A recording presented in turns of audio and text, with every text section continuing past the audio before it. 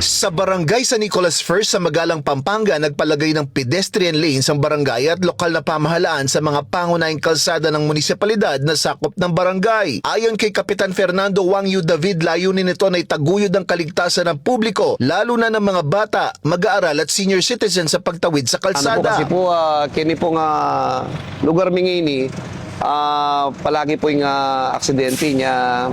Rin po, maragulong pong saop din, lalong-lalo na.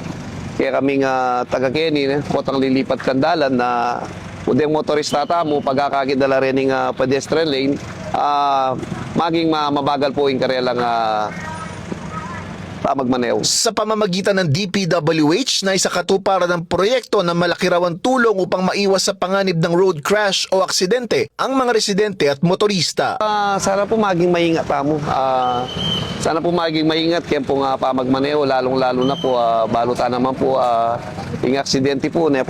Para sa One Balita Central Luzon, ako si Jim Hipolito, laging on call sa balita.